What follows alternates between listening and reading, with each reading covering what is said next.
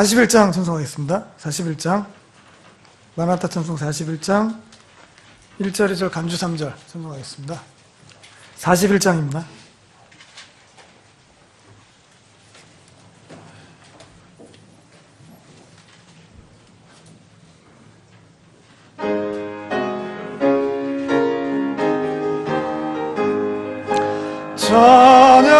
찬양하라 복되신 구세주 예수 백성들아 사랑을 전하세 경배하라 하늘의 천군과 천사 주님 앞에 영광을 돌리세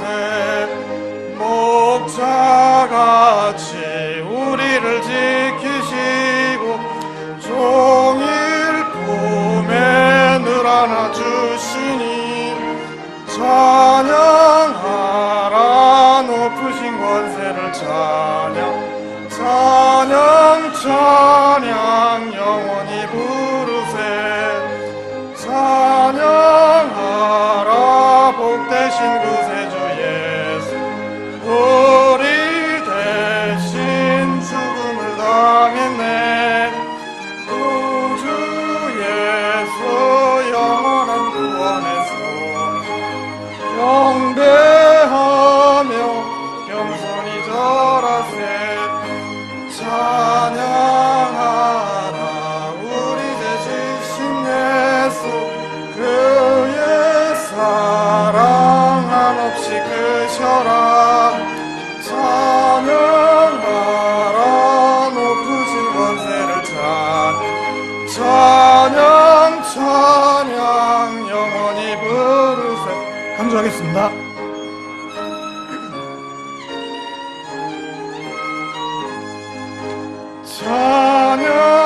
찬양하라 복되신 구세주 예수 천사들아 즐겁게 찬양해 구주 예수 영원히 다스리신 혈육원을 주 앞에 드리세 구주 예수 세상을 이기시고 영광 중에 또다시 오시네 찬양하라 높으신 권세를 찬양 찬양 찬양 영원히 부르세 아멘.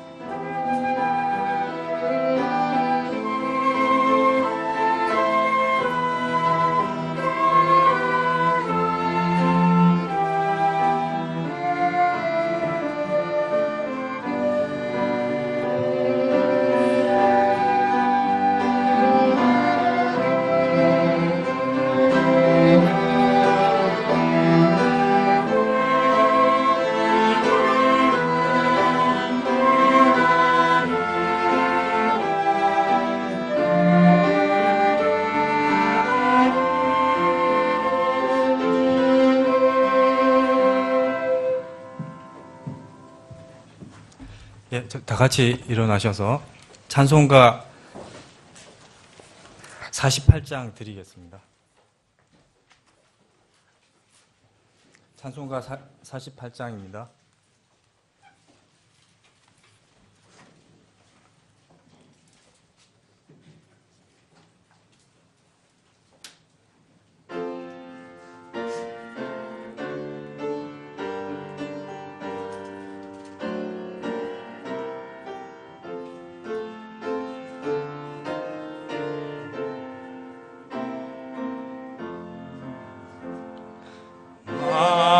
만유의 주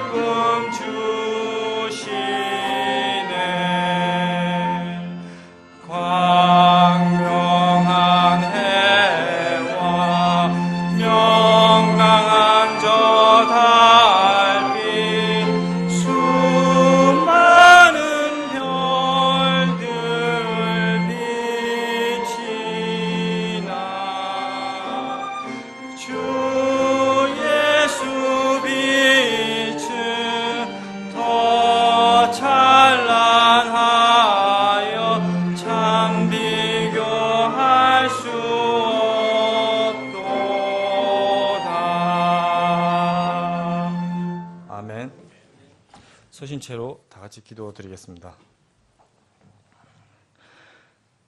찬양과 영광을 받으시기에 합당하신 하나님 아버지, 이 세상은 주님의 백성들을 집어삼키기 위해 요동을 치고 있습니다.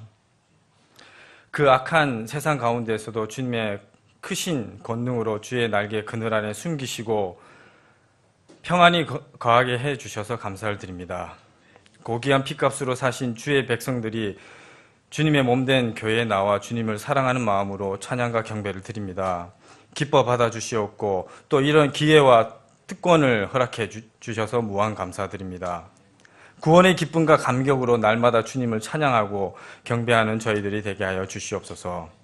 혹 이 자리에 구원을 받지 못한 혼이 있다면 그 마음과 길을 열어주셔서 우리의 죄값을 치르기 위해 대속하시고 다시 부활하신 예수 그리스도를 자신의 영원한 구주로 받아들이고 변화되게 하셔서 하늘의 큰 기쁨과 영광이 나타나게 하여 주시옵소서.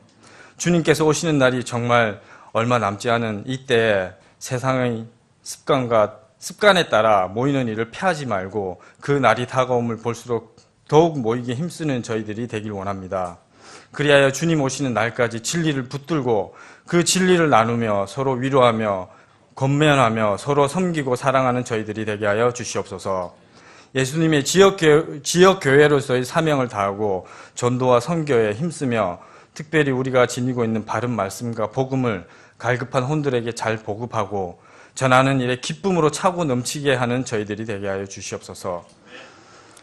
여기에 잠시 머물러 있는 동안을 두려움 가운데 지내라는 명령에 순종하며 복된 소망의 그 날을 기다리며 살아가는 저희들이 되게 하여 주시옵소서.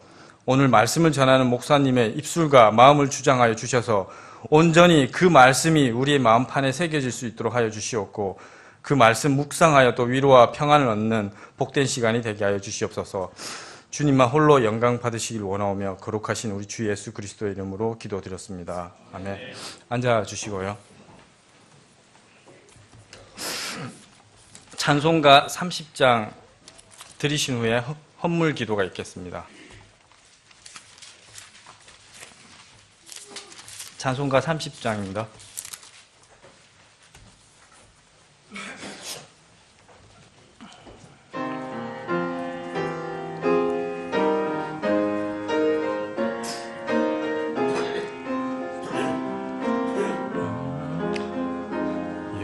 여호와 하나님 하늘에 계시니 온천한 만민 주 앞에 찬송하네. 온천일 만물도 주 앞에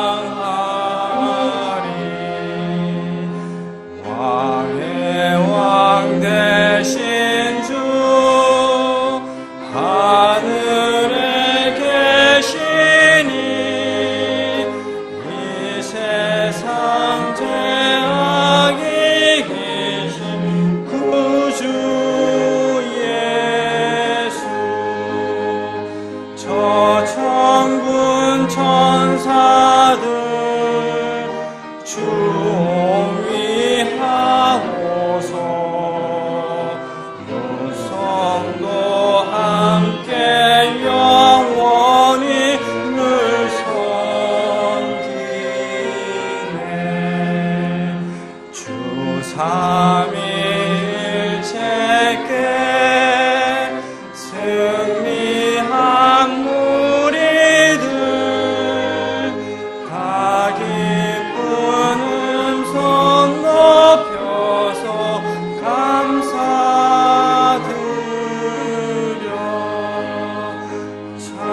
창조주 하나님 내 주도 되시니 주 앞에 나도 엎드려 경배하네.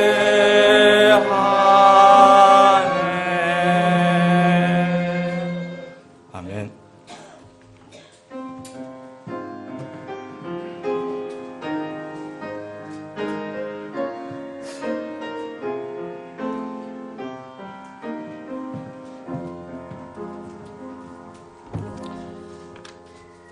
기도하겠습니다.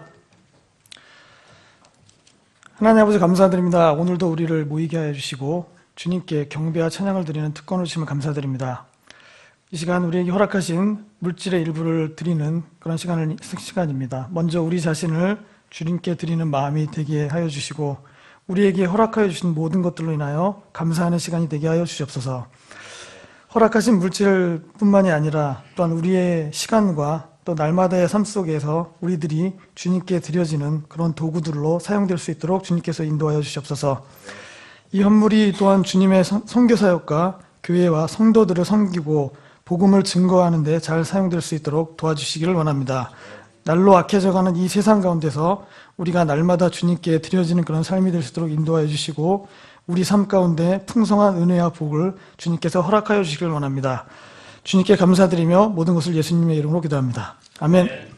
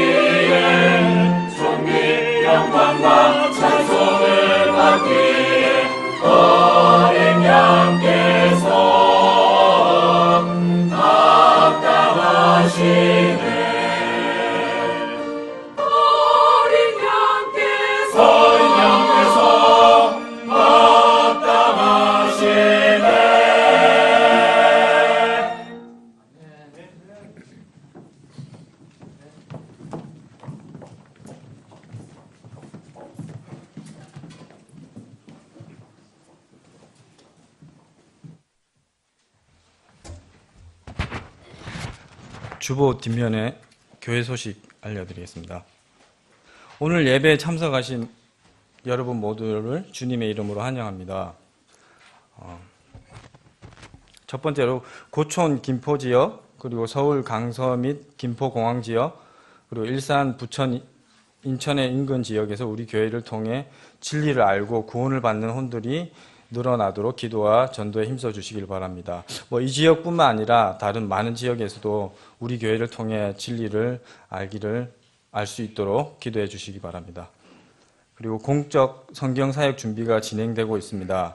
하나님께서 허락하시는 때에 공적 성경 사역이 순조롭게 시작되어 하나님의 말씀이 매이지 않고 온 세상에 흘러갈 수 있도록 관심 갖고 기도해 주시기 바랍니다.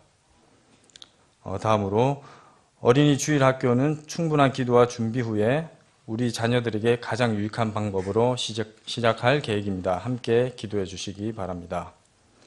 모임 안내 참조해 주시고요. 그리고 핸드폰 확인 한번 부탁드리고요. 그리고 아이들 예배 시간에 돌아다니지 않게 또 집중할 수 있도록 또 지도해 주시기 바랍니다. 그리고 마지막으로 3월 둘째 주 성경 암송 구절입니다. 같이 봉독하시겠습니다. 시작하겠습니다. 예수님께서 그에게 이르시되 손에 쟁기를 잡고 뒤를 돌아보는 자는 하나님의 왕국에 합당하지 아니하나 하시니라. 누가복음 9장 62절 말씀. 아멘.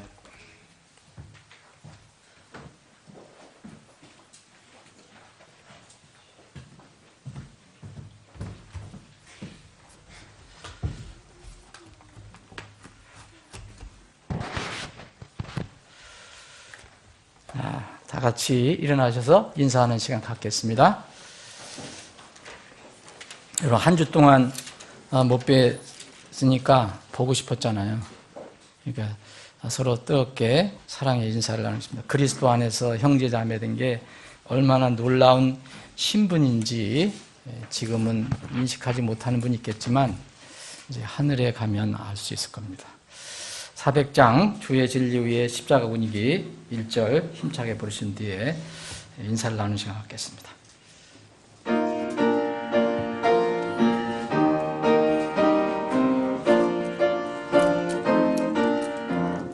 주의 진리 위에 십자가 분위기 하늘 높이 쳐들고 주의 용사 되어 영맹스럽게 찬송하며 나가세 나가세 나가세 주 예수만을 위하여 목숨까지도 바치고 싸움터 나가세.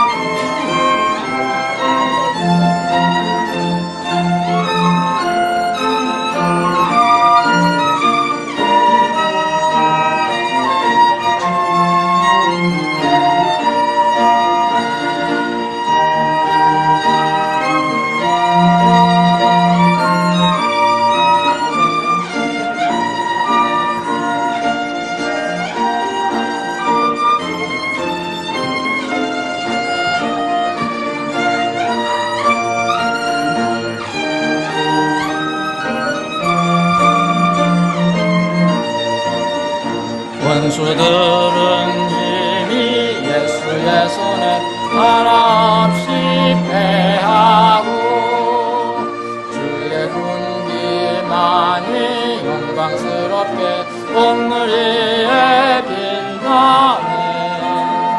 나가세 나가세 주 예수만을 위하여 목숨까지도 바치고 싸움터로 나가세.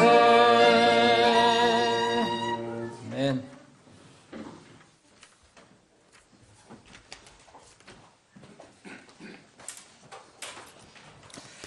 자, 하나님 말씀 함께 봉독하는 시간 갖겠습니다. 구약성경 출애굽기 14장입니다. 다 같이 일어나셔서 자리 정리하시면서 출애굽기 14장 5절부터 16절입니다. 앞에 부분은 제가 읽겠습니다. 여러분들과 함께 읽을 부분을 말씀드리겠습니다. 창세기 창세기 다음에 출애굽기 14장입니다. 5절부터 읽겠습니다. 백성이 도망한 것을 어떤 사람이 이집트 왕에게 고하매 파라오와 그의 신하들이 마음을 바꾸고 백성을 대적하며 이르되 우리가 어찌 이같이 하여 이스라엘이 우리를 섬기는 일을 그만두고 가게 하였는가 하고 파라오가 자기 병거를 준비시키고 자기 백성을 데리고 가서 선택된 병거 600대와 이집트의 모든 병거를 취하고 또 병거마다 대장을 취하였더라. 주께서 이집트 왕 파라오의 마음을 강팍하게 하셨으므로 그가 이스라엘 자손을 추격하였을 때 이스라엘 자손은 높은 손과 함께 나갔더라. 그러나 이집트 사람들이 그들을 추격하여 파라오의 모든 말과 병거와 그의 기병과 그의 군대가 바알스본과 바히롯 옆 바닷가에 진을 친 그들을 따라잡으니라. 10절부터 14절까지 여러분들과 함께 읽겠습니다. 시작합니다. 파라오가 가까이 오매 이스라엘 자손이 눈을 들어본즉 보라 이집트 사람들이 자기들의 뒤를 따라 행진하므로 이스라엘 자손이 심히 두려워하여 주께 부르짖으며 그들이 또 모세에게 이르되 이집트에 무덤이 없어서 당신이 우리를 데리고 나와 이 광야에서 죽게 하느냐 어찌하여 당신이 우리를 이집트에서 끌고 나와 이같이 우리를 대하느냐 우리가 이집트에서 당신에게 고한 말이 이것이 아니더냐 이르기를 우리를 내버려 두라 우리가 이집트 사람들을 섬기리라 하였노라 우리가 이집트 사람들을 섬기는 것이 광야에서 죽는 것보다 나았으리라 하였더라. 모세가 백성에게 이르되 너희는 두려워하지 말고 가만히 서서 오늘 주께서 너희에게 보여주실 그분의 구원을 보라. 너희가 오늘 본 이집트 사람들을 영원히 다시 보지 아니하리라. 주께서 너희를 위하여 싸우시리니 너희는 조용히 있을지니라 하니라. 제가 15절 16절 2절 더 읽겠습니다. 주께서 모세에게 이르시되 네가 어찌하여 내게 부르짖느냐 이스라엘 자손에게 말하여 앞으로 나가게 하되 너는 네 막대기를 들고 네 손을 바다 위로 내밀어 바다를 나누라. 이스라엘 자손이 바다 한가운데를 지나 마른 땅 위로 가리라. 아멘. 아버지 하나님 참으로 감사합니다. 어떻게 우리의 만 입으로 주님께서 우리에게 베풀어 주신 그 은혜와 긍휼, 사랑에 대해서 감사를 표할 수 있겠습니까? 오늘 구원의 기쁨, 감격, 감사의 마음을 가지고 온 주의 백성들이 이 자리에 모여서 주님 찬양하고 경배할 때 주님 저희들과 함께 해주시고 저희들의 경배를 받아주시길 원합니다. 특별히 이 시간 주님께서 우리 회중에게 허락해 주신 이 생명의 말씀을 서로 나눌 때 내주하시는 성령께서 우리 마음을 주장해 주시고 우리에게 필요한 양식을 말씀을 통해서 각자의 심령에게 공급해 주시옵소서. 여기에는 누가 특별히 전하는 자가 그리고 듣는 자가 구별되는 것이 아니고 오직 성령 하나님께서 우리 모두에게 이제 선포자가 되어 주시고 우리는 다 겸허히 듣는 자들이 되게 하여 주시옵소서. 거룩하신 예수님의 이름으로 기도합니다. 아멘. 다 앉아주시기 바랍니다.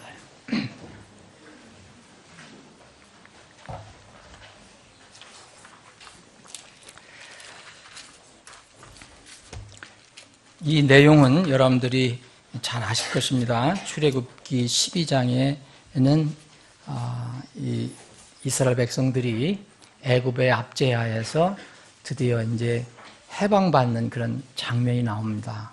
6월절 출애굽의 이야기가 나오는데, 오늘 우리가 읽은 부분은 이스라엘 백성이 이 400년, 또 때로는 430년이라고 하는데, 이집트의 그 폭정에서 고통을 받다가 해방받은 후 처음 자유의 몸이 된 뒤에 이제 겪는 시련에 관해서 기록을 하고 있습니다.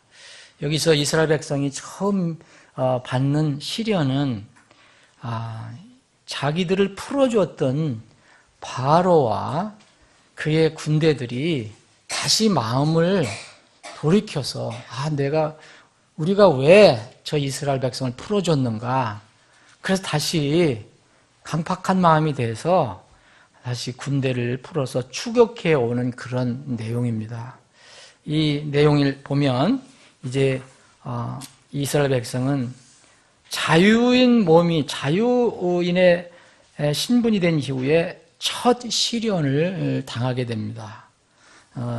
이것을 보고 흔히 진퇴양난이라는 말을 쓰는데, 여기에 보면 지금 지도가 없기 때문에 여러분들이 한번 상상을 해보시면, 그리고 이 장소는 지금 과연 어디냐, 지금 여러 가지 학계에서 얘기가 있지만 뭐 그게 중요한 게 아니고 분명히 성경이 기록되어 있으니까 이 바다와 홍해 바다와 앞에 두고 있고, 또 뒤로는 또 이렇게 그 산, 이런 것들이 막혀져 있어서 뒤에서는 파라오 군대가 쫓아오고 앞에는 바다고, 그래서 진퇴양난, 나갈 수도 없고 되돌아갈 수도 없는 그런 상황에 처해 있는 백성들의 그 모습을 기록하고 있습니다.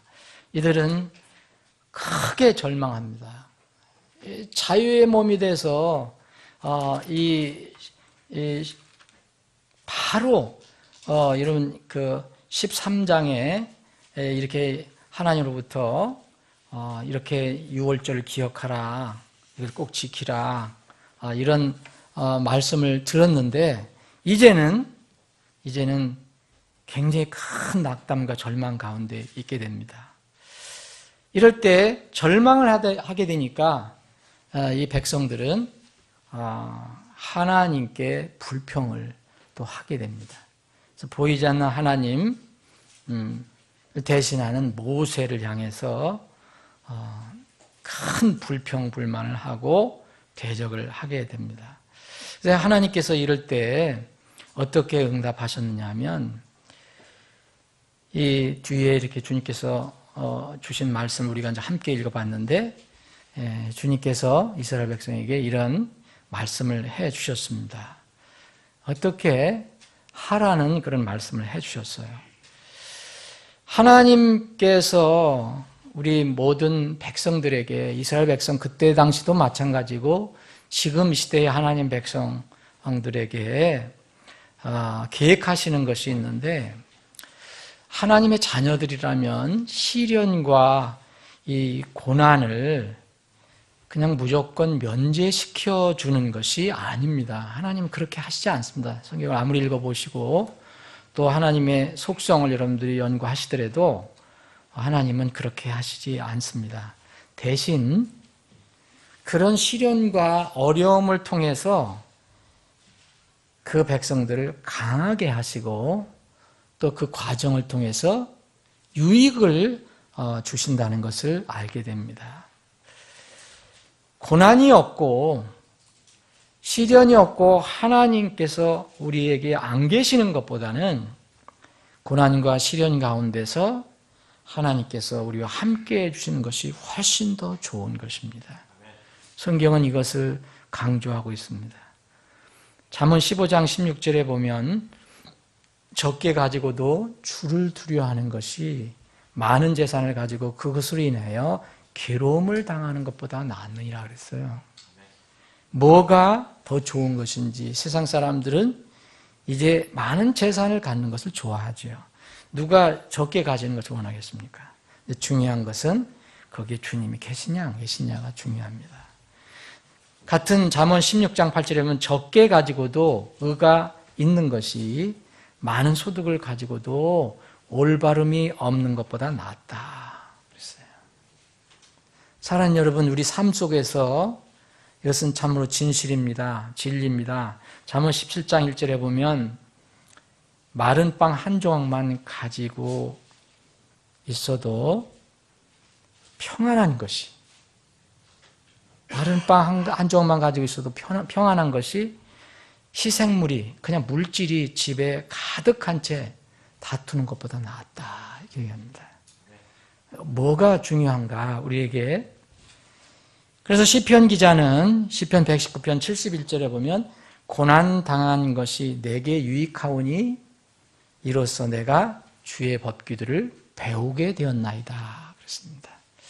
이스라엘 백성은 오늘 이게 출애굽을 하고 나서 우리 이 시대의 백성으로 말한다면 거듭난 뒤에 진리를 알고 난 뒤에 처음 이런 시련을 겪는 겁니다. 전에 물론 시련이 있었죠. 그런데 출애굽을 하고 나서는 이 첫 시련입니다. 첫 고난이에요. 그럼 하나님께서 왜 이 고난을 허락해 주셨을까? 그리고 어떤 면은 주님께서 의도적으로 그렇게 하셨다는 것을 14장 1절부터 4절까지 알 수 있습니다. 하나님께서 그렇게 또 인도를 하십니다. 우리 이스라엘 백성이나 지금 하나님 백성들은 하나님께서 허락하시는 고난과 시련이 있으면 그것을 통해서 분명히 유익을 얻게 됩니다. 그리고 하나님의 법을 깨닫게 됩니다. 우리 교회 내에 그리고 뭐 교회 밖에도 그러하겠지만 우리 교회 내에도 지금 어려움을 당하는 그런 가정들이 있어요.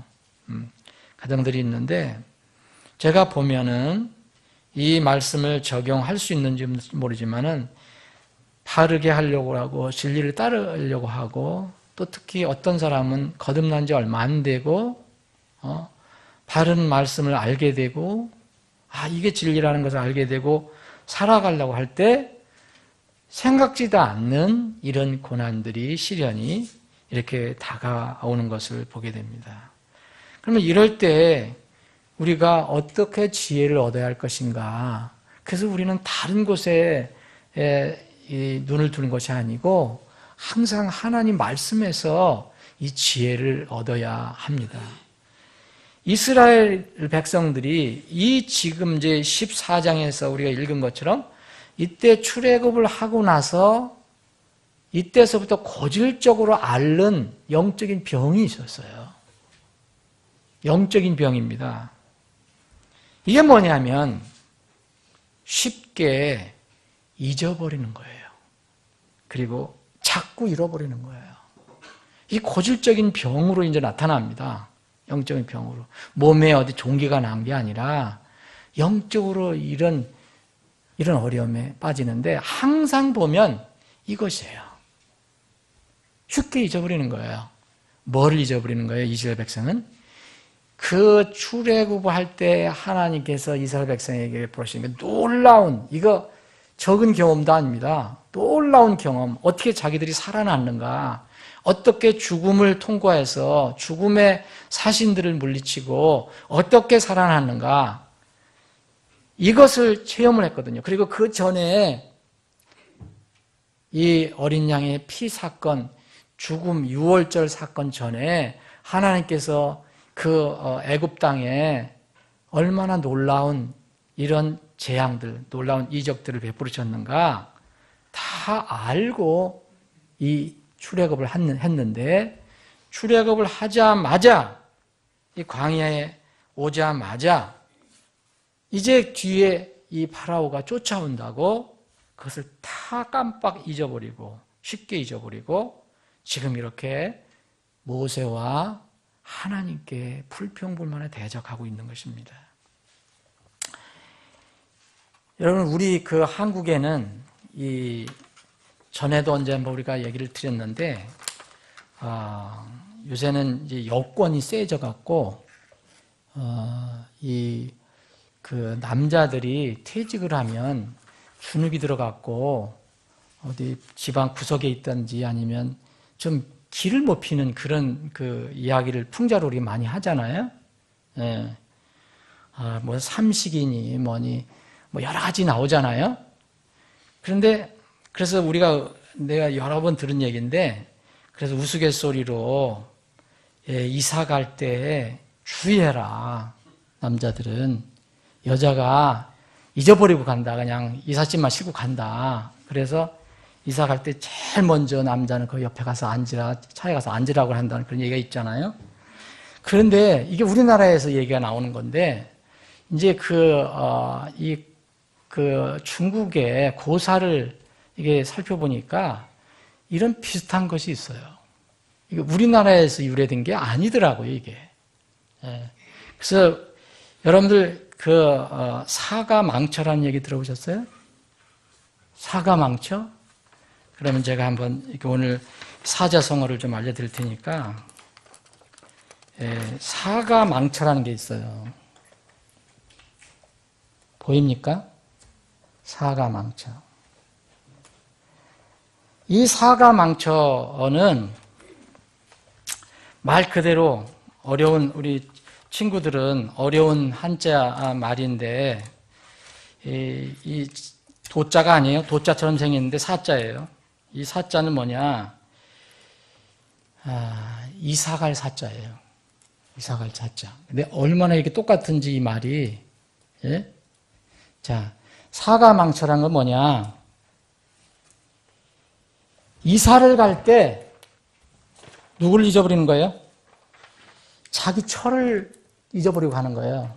이 고사가 있어요, 고사. 중국의 고사.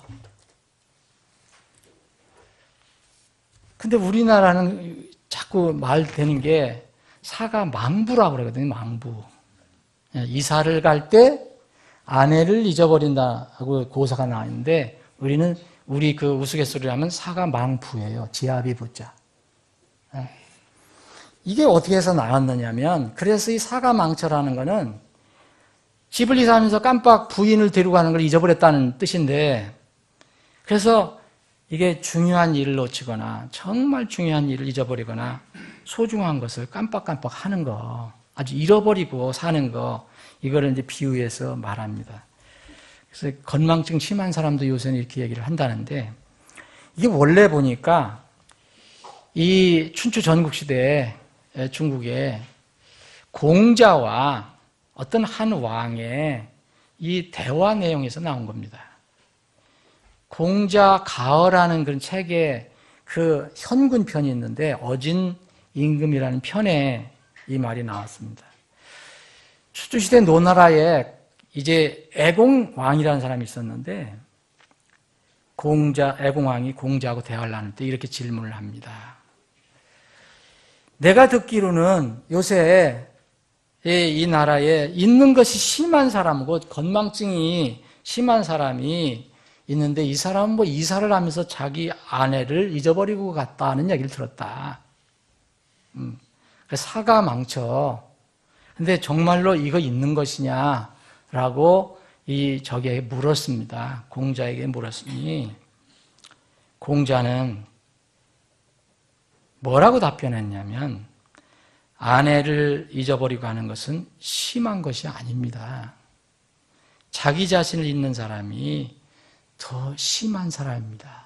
그러면서 중국 고대의 한 왕, 폭군 왕, 이름은 걸왕이라고 하는 사람인데, 그 예를 들어서 공자가 이 자기의 왕 애공왕에게 얘기를 해준 겁니다.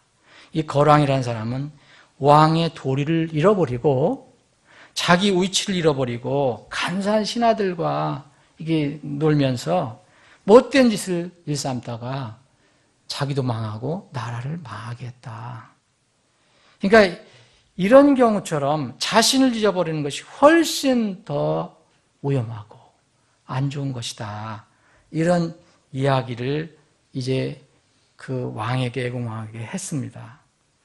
그래서 이 말이, 이 사가망천한 말이 그때부터 이제 유래가 돼서 우리도 그걸 알게 되는데, 이사 갈 때 부인을 잊고 가는 망처보다도 자기 자신의 직분을 잊어버리고 살아가는 것, 이것은 정말 인생을 망하게 하는 것이다. 그래서 저는 제가 조언을 해봤는데, 사가망천은 크게 위험한 것이 아니다. 다시 연락해서 데리고 오면 되니까. 문제는 사가망아다. 나를 잊어버리는 거. 이건 사자성어에는 없습니다. 그런데 이스라엘 백성은 동시에 사가망아도, 망하라는 건 뭡니까? 자기 자신을 왜 잊어버렸습니까? 얼마나 고귀한 신분이에요. 출애굽을 했어요. 죽음에서 해방받고 하나님의 자녀로 이제 인침받았어요. 그런데 자기들이 스스로 그렇게 된 게 아니에요. 누가 그렇게 해 주신 겁니까? 주님이 있어요, 하나님. 그래서 이 사람들은 사가망아, 거기서 나가서 사가망주가 됐어요. 주를 잊어버렸어요. 여러분, 여기 이 사가라는 것은 꼭 이사만 간다고 얘기하는 것이라고 이해할 필요는 없습니다. 우리의 환경의 변화를 얘기하면 돼요. 우리가 살다 보면 환경의 변화가 일어날 수가 있어요. 삶에 어떤 조건이 바뀌어질 수가 있어요. 좋아질 수도 있고 나빠질 수도 있어요. 이스라엘 백성은 어떤 면에는 괴롭고 힘들지만 안정되게 사는 것은 애굽이었을 거예요. 그런데 이제 자신들이 하나님께 부르짖어서 너무너무 괴롭다. 그래서 하나님 귀에 그게 들려와서 이 모세를 통해서 건져내 주시거든요. 건져내 주셨는데 이제 출애굽하자마자 뒤에서 다시 쫓아온다고 이제는 절망을 넘어서 하나님과 모세를 욕을 하는 겁니다. 이게 망하예요. 망주예요. 저는 그래서 이걸 이렇게 바꿨어요. 사가, 망주, 이들 망자가 아니라 이제는 이스라엘 백성은 바랄 망을 써야 되는데 사가, 망주. 같은 이슬 망이 아니에요. 바랄 망, 소망할 망자. 여러분, 이스라엘 백성은 출애굽 전에 최소한 경험한 것이 놀라운 일들이 많이 있었는데 최소한 10가지예요. 10가지가 뭔지 아시죠? 여러분, 마지막 그 재앙이 죽음의 재앙이에요. 애굽에 있는 이 장자들이 다 죽는 거예요. 여러분, 장자가 죽으면 그 가족이 죽는 거로 간주된 겁니다, 여러분. 왜냐하면 장자가 죽으면 어떻게 돼요? 자손을 대를 못 이으니까. 다 죽일 필요 없어요. 하나님께서 장자를 죽이신 거예요. 그런데 이 장자를 죽이는 이 마지막 죽음의 재앙, 이 죽음의 재앙 전에 얼마나 많은 재앙이 있었습니까? 여러분들 아시죠? 이 죽음의 재앙까지 해서 몇 가지입니까? 10가지입니다. 그 10가지 피재앙서부터 시작하면 10가지인데 그 피재앙 이전에 또 이 파라오와 그 신하들 앞에서 이 아론과 모세가 가서 또 큰 이적을 베푼 게 있어요. 막대기로 뱀을 만드는 것. 이런 것까지 하면 11가지예요. 어쨌든 10가지 재앙, 이스라엘 백성이 보고 듣고 체험하고 한 겁니다. 왜냐하면 이스라엘 백성은 그때 이 애굽 땅의 고센이라는 지역에 하나님께서 별도로 이 지역을 허락해 주셔서, 물론 이제 바로가 그 자리를 만들어 줬지만 이 지역에서 살고 다른 지역에서는 애굽 사람들이 살았어요. 근데 이 애굽에 이런 재앙이 쏟아질 때마다 여기에 고센 땅에 있는 이스라엘 백성은 한 번도 고통을 당하지 않았어요. 이 10가지 재앙은 다 뭐냐?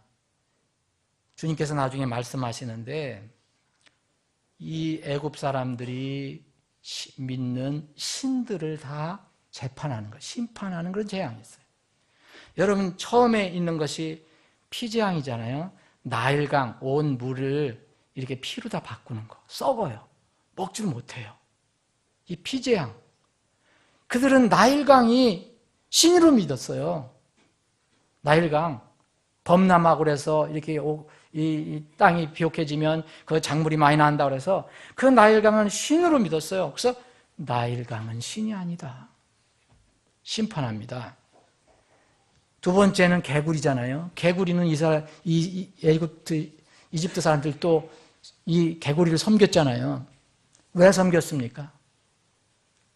풍요한다고, 애를 잘 낳게 해준다고, 자손 번성을 잘하게 해준다고.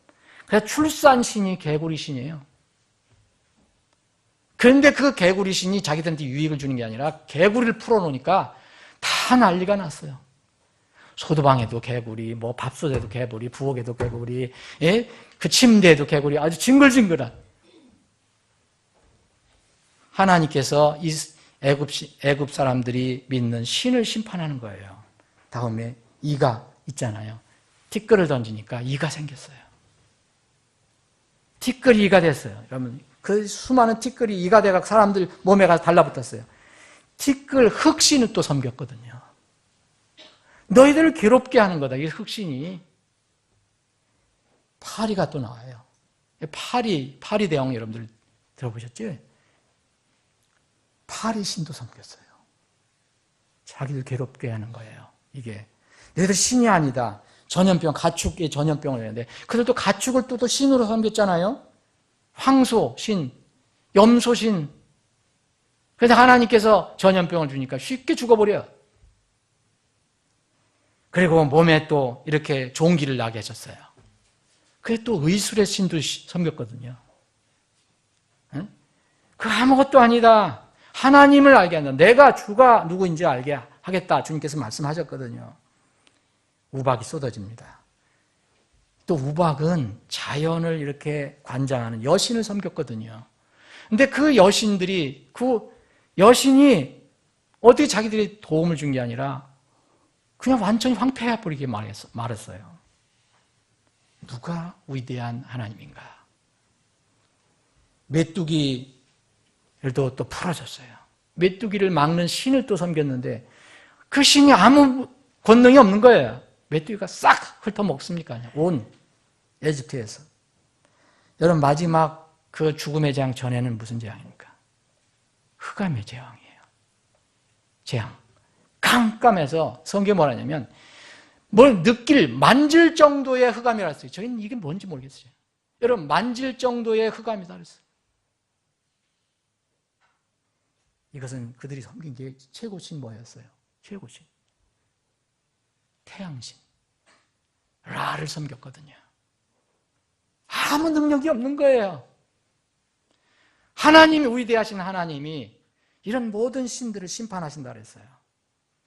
마지막에는 죽음이잖아요. 사람들이 제일 두려워하는 죽음. 이들은 생명의 신 오스리스를 섬겼는데 아무 쓸모가 없다는 것을 알려주게 된 거죠. 최소한 이렇게 해서 이렇게 이스라엘 백성들이 알게 했어요. 애굽 사람들은 애굽 사람이라 하더라도 그런데 이들은 바로 그런 놀라운 체험을 하고 났는데 이제 상황이 조금 바뀌었다고. 어려운 상황이 되자 환경을 두려워하고 하나님을 잊어버린 거예요. 여기 10절 우리가 읽은 것처럼 여기 10절 파라오가 가까이 오매 이스라엘 자손이 눈을 들어본즉 뭘 보기 시작한 거예요? 이집트 사람들이 자기들 뒤로 따라 행진함으로 이스라엘 자손이 심히 두려워해요. 그랬어요. 심히 두려워해요.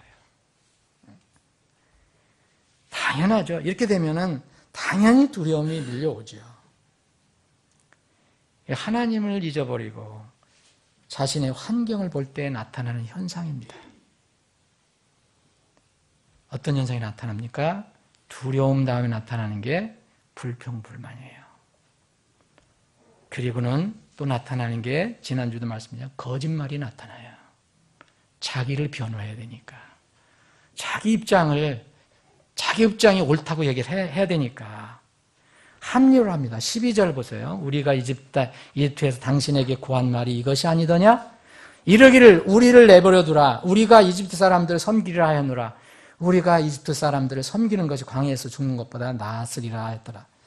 사랑하는 여러분, 저는 이 말이 정말 어디 있는지를 찾아봤어요. 없어요. 그리고 또 기록 안 할 수도 있겠죠.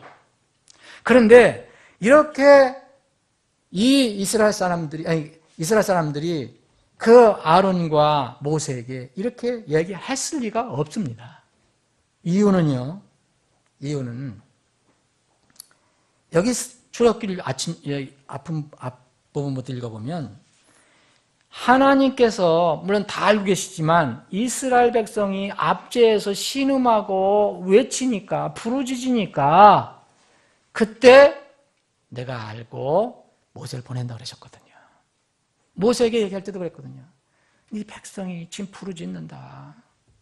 네가 가서 구해라. 예?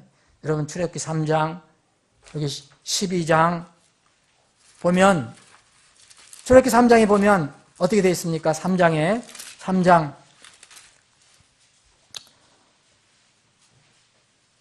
9절 그러므로 이제 보라 이스라엘 자손의 부르짖음이 내게 이르렀고 이 자손들이 부르짖었기 때문에 하나님 죽겠습니다. 좀 살려주세요. 저희들 건져주세요. 부르짖었기 때문에 하나님께서 보았다. 내가 보았다. 하나님은 그걸 못 보시겠어요? 다 아시죠? 그런데 이들이 부르짖었다고 분명히 얘기합니다. 12장 여기 출애굽할 때 출애굽 12장 24절 24절도 보면 출애굽기 12장 24절로부터 너희는 이것을 너와 네 아들들의 규례로 삼아 영원토록 지킬 것이니라. 이 예식을 지키라. 그러니까 너희 자녀들이 너희에게 이르기를 이 예식이 무엇을 뜻하는가 하게 하면 27절 너희는 이르기를 그것은 주의 유월절 희생물이니라. 그분께서 이집트 사람들을 치실 때에 이집트에 있던 이스라엘 자손의 집을 넘어가사 우리의 집을 건져주셨느니라 하라. 하매 백성이 머리 숙여 경배하니라. 어떻게 했습니까, 여러분? 28절 이스라엘 자손이 물러가서 그대로 행하되 주께서 모세와 아론에게 명령하신 대로라. 정말 감사합니다. 머리 숙여 경배하고 갔어요. 너도 이렇게 해서 부르짖어. 내가 이제 이렇게 하겠다. 나중에 너희들이 이런 예식을 지키는데 혹시 네 자손들이 물어보면 이렇게 해서 내가 한 거라고 알려주어라. 갔더니 감사하고 경배하고 갑니다. 그런데 이스라엘 백성이 언제 하나님께 왜 우리를 건져주실 필요가 있습니까?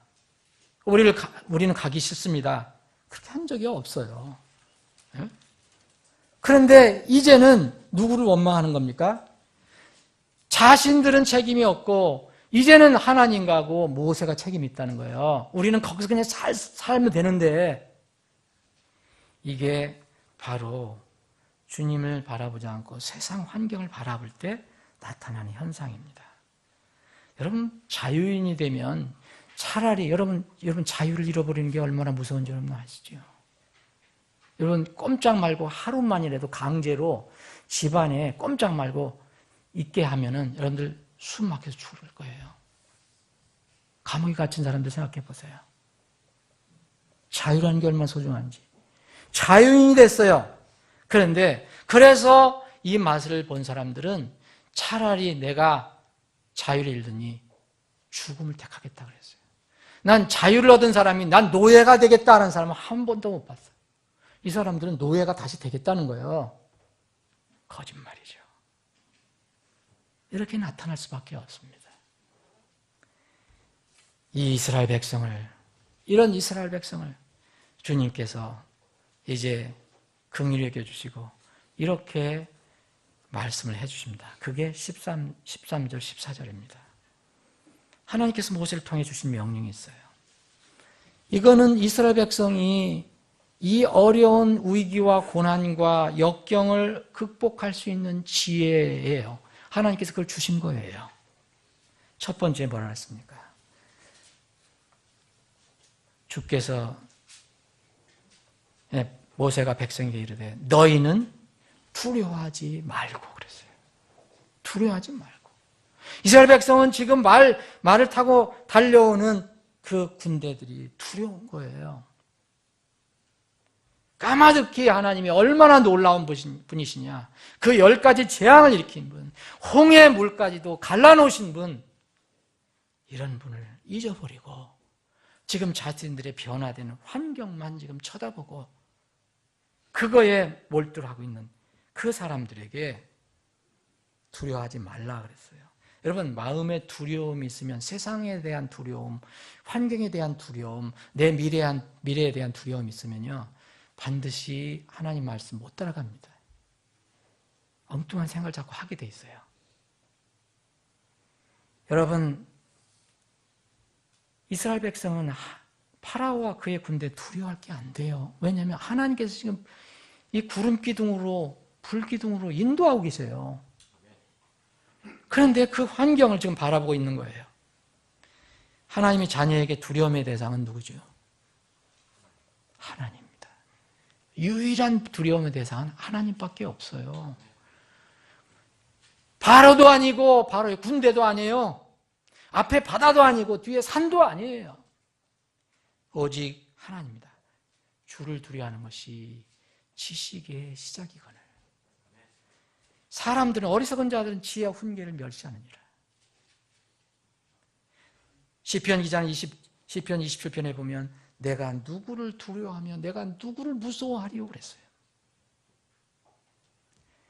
히브리서 13장 6절에 보면 그러므로 우리가 담대히 말하되 주는 나를 돕는 이시니 사람이 내게 무엇을 행하든지 내가 두려워하지 아니하리라. 두려워하지 말아야 됩니다. 세상 환경, 조건, 여러분 이번에 알파고 다음 주쯤에 한번 여러분들 얘기를 하고 싶은데 AI 때문에 지금 난리잖아요. AI. 지난번 이제 VR을 얘기 드렸는데 왜 자꾸 영어 두 문자가 나오는지 모르겠어요. 이제 AI인데 AI 두려워할 필요 없습니다. 그것만 바라보면 두려움이 생겨요. 그런데 이 우주 만물을 주장하시고 이 세상의 역사를 주관하시는 우리의 하나님이 계시다는 것을 믿으면 그 하나님이 내 아버지라는 것을, 우리의 아버지라는 것을 믿으면 두려워할 대상이 아니에요. 무슨 일이 일어나든 두려워하지 말아야 합니다. 여러분, 대부분 사람들이 환경이 조금 바뀌면 두려워해요. 두 번째로는 뭐라 그랬습니까? 두려워하지 말고 가만히 서서 그랬어요. 영어로는 스탠드 스틸입니다. 그냥 가만히 서 있는 거예요. 예? 조용히 서 있는 거예요, 조용히. 그리고 여기 뒤에 보면 또 이렇게 했어요. 그걸 반복하셨어요. 그렇지 못할 것 같으니까 14절에 보니까 너희는 조용히 있을지니라. 같은 말이에요. 예? 평화를, 마음의 화평을, 너의 화평을 지금 쥐고 있으라 이거예요. Hold your peace. 직역을 하면 네가 가지고 있는 평안을 지금 쥐고 있어라. 가만히 조용히 서서 조용히 있을지어다. 이게 명령이에요. 이게 무슨 얘기입니까? 이스라엘 백성에게 지금 생각하는 건 온통 지금 파라오와 그 군대예요. 두려우면 우리는 죽었구나. 하나님은 보이지 않아요. 조금 전에 경험했던 10가지 그 놀라운 기적 하나도 생각 안 나요.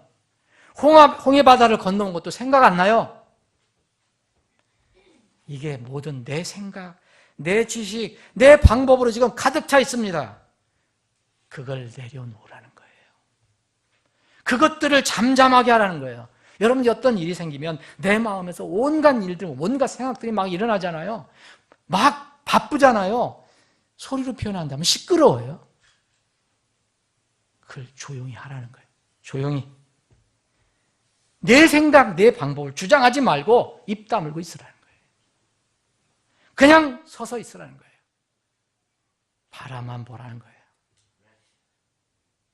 이럴 때예요. 여러분 바로가 쫓아오고 앞에는 바다가 있을 때 불평, 불만, 내 것을 얘기한다는 거 쓸모가 있습니까? 없습니까? 아무 쓸모 없어요. 그런데 우리 육신은, 우리 본성은 이 위기가 오면 가만히 있지를 못합니다. 어떤 방법을 다 동원합니다. 돈 드릴 거 다 드리고 애쓸 거 애써 다 했어요. 나중에는 허무해요. 손에 들은 게 없어요. 다 잃어버려요. 여러분, 이 사람들이, 이스라엘 백성들이 여기서 엄청나게 고민을 하고 괴로워하고 걱정을 하는 거예요. 여러분, 하나님을 배제시켜 놓고 내가 걱정하는 거예요. 결과는요, 하나님의 구원의 역사를 더디게 하거나 방해하게 되는 거예요. 사랑하는 여러분, 우리가 머리털을, 여러분들이 지금 휘어져가는 머리, 저도 요새 머리가 많이 휘어진다고 그래요. 얼마 전에 목사님들 만났을 때, 목사님 왜 이렇게 머리가 휘어졌어요? 그래. 옛날에 아주 시커먼 걸 제가 본 분은. 그거 막을 수 있어요, 여러분? 제가 머리털을 희게 되는 것을 검게 할 수 있어요? 할 수 있어요. 가서 좋은 염색약 들여갖고 하면은 이게 겉으로 검게 된 것 같잖아요. 그러나 본질적으로 검어요? 며칠 지나면 또 허옇게 보여요. 누가 염려함으로 자기 귀에 한 귀빗을 더 할 수 있어요? 염려한다고? 근데 우리 육신은 그렇게 한단 말이에요. 이럴 때 하나님께서 명령하신 게 이거예요. 우리 그 육신을 포기하고 조용히 서서 주님을 바라보아라 이거예요. 하나님께서 일하신다. 하나님을 믿고 바라봐라. 그럼 일하신다 이거예요. 애니 존슨 플린트라는 아주 훌륭한 베프티스트 성도가 있었어요. 미국 분이에요. 돌아가신 지 몇십 년 됐어요. 이분이 참 아름다운 찬송시를 썼는데 저는 그분의 찬송 중에 하나 참 좋아하는 찬송이 있어요. 이분 이름이 세 개잖아요. 애니 존슨 플린트.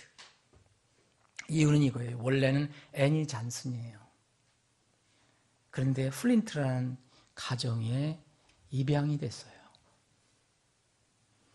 그래서 이 여자분인데, 자매님인데, 이분이 시도 많이 썼고, 이분이 시를 썼는데, 하나님께서는 더 많은, 어려움에 있을 때마다 더 많은 은혜를 주신다. 이런 시를 썼어요. 그래서 이 시를, 이 찬송을 이렇게 만들었는데, 이 찬송은 이런 거예요. 내가 더 이상 견딜 수 없게 될 때, 날 버티던 힘 모두 사라질 때, 내 바라던 소망이 다 허사가 될 때, 내 아버지 도움은 이제 시작일세.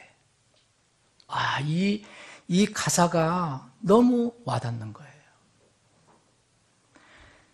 내가 더 이상 견딜 수 없게 될 때, 날 버티던 모든 힘이 사라질 때, 내가 소망하던, 바라던 소망이 완전히 사라져버릴 때, 허사가 될 때, 그때서야 내 아버지께서 도움이 시작된다.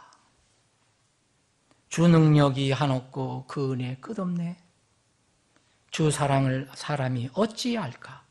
어떻게 하나님의 그 놀라우신 은혜와 사랑을 사람이 이해할 수 있을까 이거예요.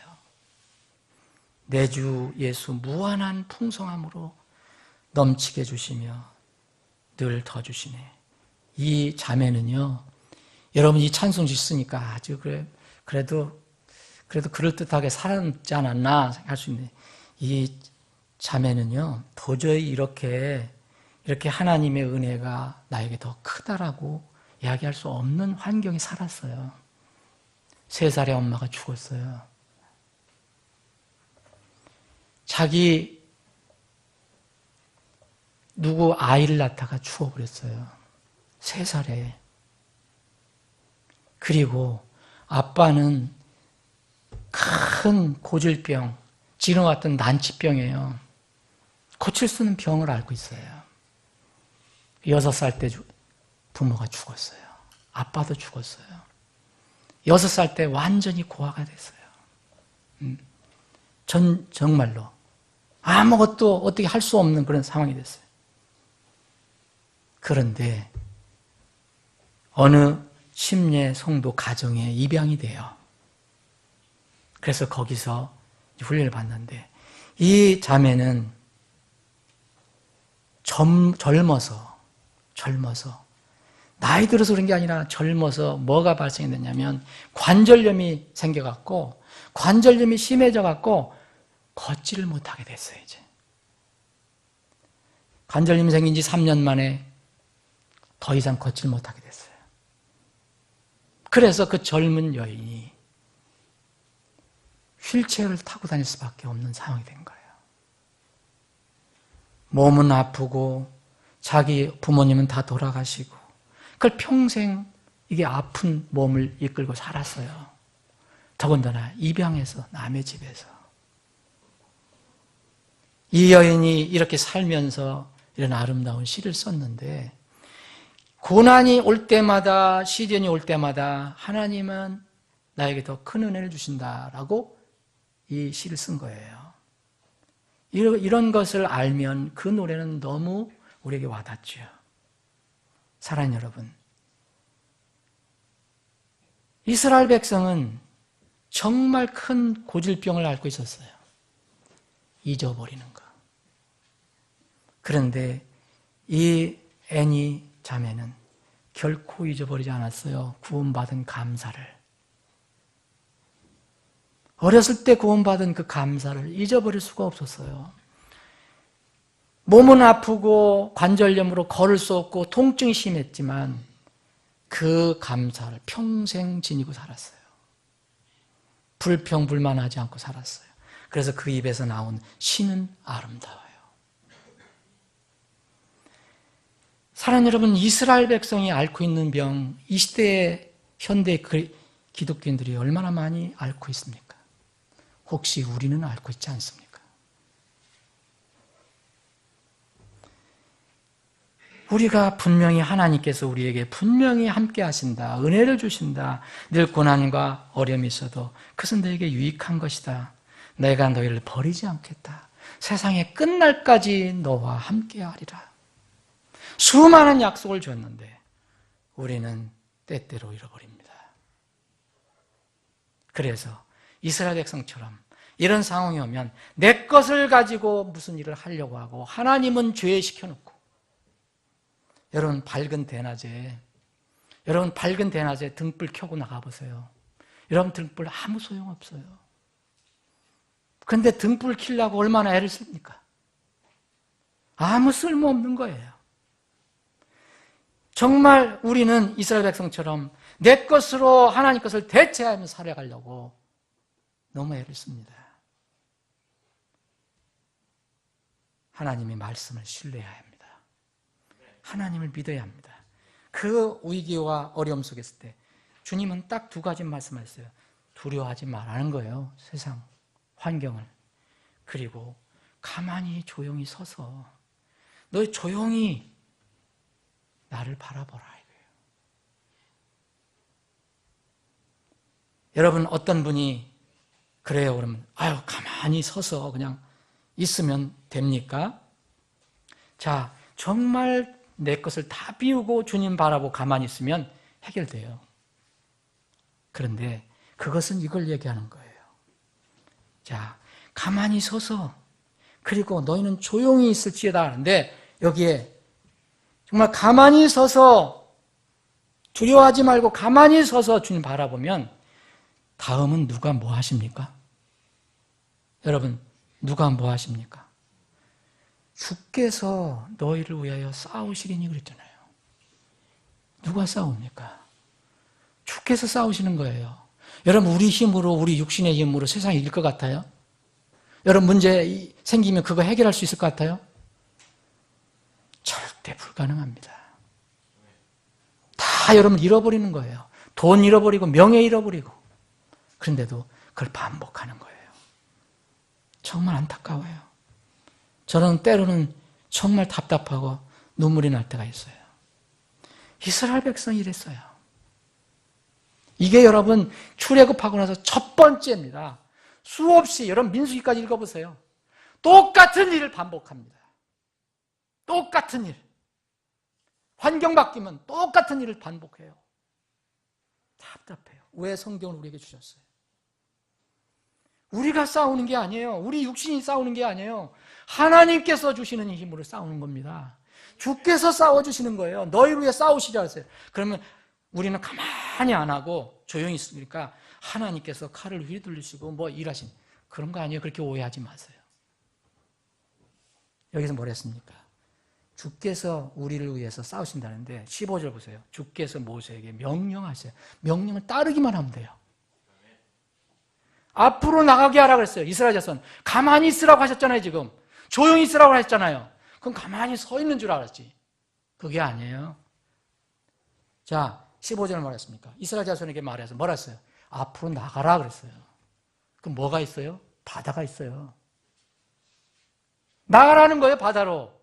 내가 갈라주겠다는 거예요. 두렵잖아요. 갈라주겠다는 거예요. 나가라. 나가야 되잖아요. 두려워서 못 가겠습니다. 나가야 됩니다. 그리고 나서 지도자에게 얘기합니다. 너 내가 준 막대기 있잖아. 막대기 내 손을 바다 위로 내밀어서 바다에 명령하라 이거예요. 바다를 나누라. 그러면 너희들이 마른 땅 위로 갈 것이다. 이것이 바로 가만히 있어서 조용히 하나님만 바라보는 겁니다. 돌처럼 가만히 앉아 있으라는 게 아니에요. 감나무에서 감 떨어지도 입 벌리고 있으라는 얘기 아닙니다. 하나님 말씀을 따라서 나가라는 거예요. 가만히 서서 조용히 있는 것을 배우지 못하는 사람은 반드시 자기 방법으로 하려고 해요. 자기 힘으로 하려고 해요. 그러면 반드시 다가오는 게 뭐냐? 재앙과 실패뿐이에요. 그래서 먼저 움직이기 전에 가만히 서서 조용히 있는 것을 배워야 합니다. 그건 뭡니까? 내 것을 다 내려놓아야 되는 거예요. 사랑하는 여러분, 누가 싸워주십니까? 하나님께 싸워주신다 그랬어요. 우리는 나가기만 하면 하나님께서 여기 보세요. 19절에 보면 이스라엘 진영 앞에 가던 하나님의 천사가 이때까지는 하나님 천사가 앞으로 가서 앞에서 인도했어요. 그랬더니 뒤에 누가 쫓아와요? 바로가 쫓아와요. 그래서 하나님의 천사가 뒤로 옮겨요. 후미로 가요. 그러니까 하나님의 천사가 있어요. 이스라엘 백성이 있어요. 뒤에 바로 군사가 있어요. 이 중간에 딱 장벽이 생긴 거예요. 하나님 이렇게 만들어주셨어요. 여기 나와 있잖아요. 이스라엘 진영 앞에 가던 하나님의 천사가 이동하여 그들 뒤에 가매 구름 기둥이 그들의 얼굴 앞에서 떠나가고 그들의 뒤에 서서 이집트 사람의 진영과 이스라엘의 진영 사이에 이르니라. 그것이 보세요. 그것이 저들에게는 구름과 흑암이 되었고 누구에게? 이들에게는 밤에 빛을 주었으므로. 어떤 사람이 흑암이에요. 어떤 사람에게는 빛이요. 여기 지금 환경 바뀐 게 아닙니다. 그 날이 여기만 지금 낮이고 여기는 밤이 아니에요. 똑같은 시간에 여기는 빛이 되고 여기는 밤이 돼요. 하나님이 함께 하실 때. 그래서 밤새도록 저 편이 이 편에 가까이 오지 못하니라. 왜 두려워해요? 모세가 바다 위로 자기 손을 내밀매 주께서 한 게 뭐 있어요? 모세 그냥 말씀하는 대로 그냥 한 것뿐이 이렇게 손만 내밀고 누가 했어요? 모세가 그거 바다 말렸어요? 주께서 강한 동풍으로 바다를 뒤로 물러가게 하셨어요. 사랑하는 여러분, 말씀을 정리합니다. 누가 홍해 바다를 다스립니까? 누가 파라오와 그의 군대를 지금 주장합니까? 누가 구원하는 분입니까? 잊지 마시기 바랍니다. 30절 보세요. 그날에 주께서 이같이 이스라엘을 이집트 사람들의 손에서 구원하시니, 이것은 출애굽하고 난 뒤의 구원이에요. 우리의 삶 속에서 어려움 속에 처할 때, 고난 처할 때, 역경이 처할 때 누가 구원해 주십니까? 누가 건져 주십니까? 내 생각, 내 뜻, 세상 방법, 알량한 지혜, 이게 구원시켜주는 게 아니에요. 하나님의 말씀이, 하나님의 방법이 우리를 건져 주시는 거예요. 사랑하는 여러분, 누가 폭풍을 다스려 주시는지, 누가 폭풍을 소리질러서 잠잠케 하는지 여러분들 우리 잘 알잖아요. 그런데 우리는 때로는 또 잊어버리고 또 고질병이 돋아서 사가망처가 아니라 사가망아가 되고 사가망주가 돼갖고 그렇게 반복적으로 살아가고 있어요. 사랑하는 여러분, 혹시 여러분이 구원 후에 지금 믿음으로 살기 위해서, 진리를 때문에 진리로 살기 위해서, 그리고 주님의 이름으로 살려고 하는데, 또 기왕이면 하나님의 자녀로서 바르게 살려고 하는데, 이런 역경과 시련이 다가올 때는 두려워하지 마세요. 오히려 그것은 좋은 일입니다. 더럽게, 불의하게, 거짓되게 살고 편한 것보다는 훨씬 나은 겁니다. 이럴 때는 분명히 우리가 거듭난 하나님의 자녀라면, 이게 중요한 거예요. 거듭난 하나님의 자녀라면 절대 환경이나 상황을 두려워하지 말 것. 그리고 두려워하지 말고 가만히 있어서 조용히, 곧 내 생각과 내 뜻과 내 사상과 내 깨와 내 지식을, 내 방법을 내려놓고 주님과 그분을 바라보라.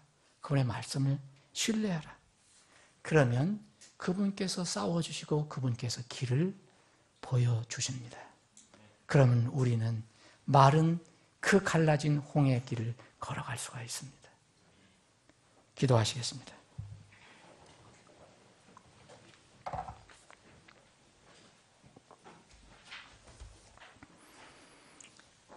여러분, 말씀을 듣고 여러분 몇 분 지나면 다 잊어버리게 돼 있어요. 우리의 본성입니다. 최소한도 오늘 이스라엘 백성이 가지고 있었던 고질적인 문제가 뭐였다는 것만은 잊지 않으셨으면 좋겠습니다. 왜냐하면 이 시대에 우리가 이런 고질적인 병을 앓을 수 있기 때문입니다. 우리가 구원받았다면, 우리가 주님의 은혜로 우리의 이름이 하늘에 기록됐다면 무엇이 불평할 거 있습니까? 무엇이 하나님을 대적하고 또 하나님을 잊어버리고 불평불만에 살 것이 있겠습니까? 마른 빵 한 조각만 가지고 마음이 평안한 것이 더 낫지 않습니까? 물질 많이 집에 가득한 채 어려움 겪고 다투는 것보다 훨씬 낫지 않습니까? 여러분 한번 기도해 보시기 바랍니다. 어려움을 겪는 가정과 지체들을 위해서 여러분들 부단히 기도해 주시고 그들 격려해 주시고 이 어려움을 잘 이길 수 있도록, 그러나 다른 방법으로 여러분들이 엉뚱한 그런 어드바이스 해주면 안 됩니다. 세상의 방법으로 어드바이스 해주면 안 돼요. 그렇게 교제하면 안 됩니다. 말씀으로, 하나님의 방법으로 교제해 주셔야 됩니다. 여러분 삶 속에서 혹 어려움 없습니까? 오늘 말씀을 한번 적용해 보세요. 하나님은 거짓말하시는 분이 아닙니다. 분명히 거기에 길이 열릴 것입니다. 아버지 하나님, 오늘도 말씀을 주심을 감사합니다. 머릿속에 기도하는 주의 백성들의 그 기도를 지금 들어주시길 원합니다. 각자 겪고 있는 상황과 형편 속에서 주님께만 기도하는 내용이 있습니다. 주님, 그 기도를 들어주시고 그 길을 열어주시기를 원합니다. 오늘 배운 이 교훈을 저희들이 잊지 않게 하여 주옵소서. 세상에서는 사가망천이 사가망부 이야기하지만 우리는 종종 우리를 잊어버리고 우리를 구원해 주신 주님의 말씀을 잃어버리며 살 때가 있음을 고백합니다. 이제는 어떤 환경 속에서도 주님을 소망하며 바라보는, 잊지 않고 소망하며 바라보는 저희들이 다 되게 하여 주옵소서. 어려움을 겪는 가정과 지체들을 붙들어 주시고 저들이 속히 새 힘을 얻어서 주님께서 인도하시는 그 길을 걸어갈 수 있게 하여 주시옵소서. 거룩하신 예수님의 이름으로 기도합나이다. 아멘.